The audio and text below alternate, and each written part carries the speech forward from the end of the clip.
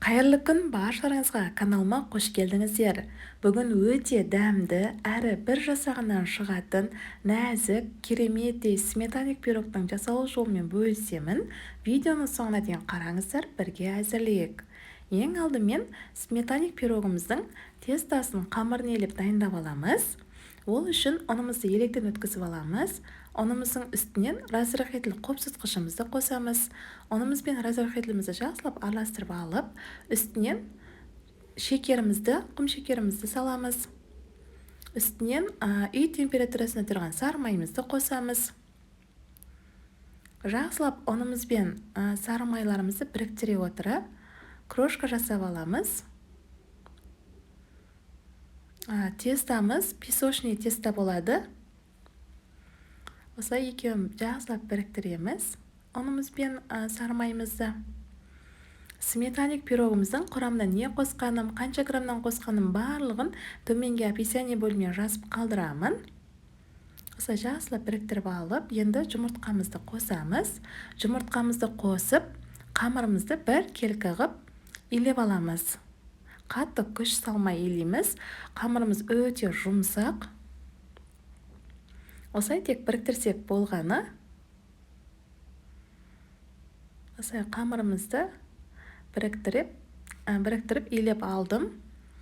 Қамырымызды енді таза пакетімізге салып, тоңазытқышымызға жарты сағатқа қойып аламыз.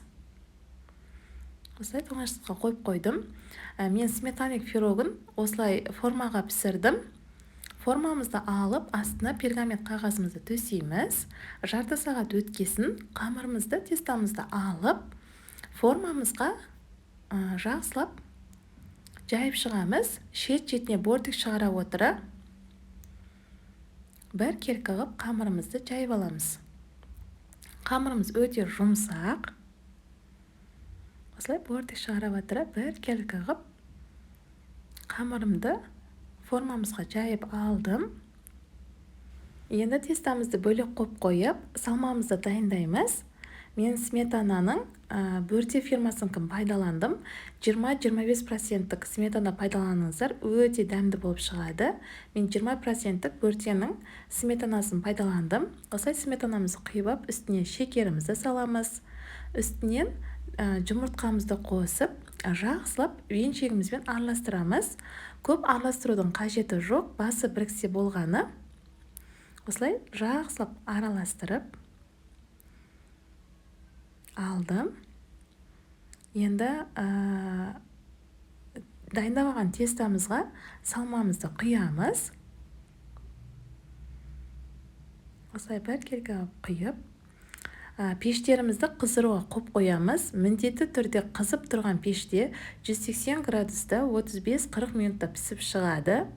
Менкі 180 градуста 40 минутта пісіп шықты пирогымыз. Толықтай суығасын, сметаник пирогымыз піскесін, толықтай суығасын барып кесіңіздер.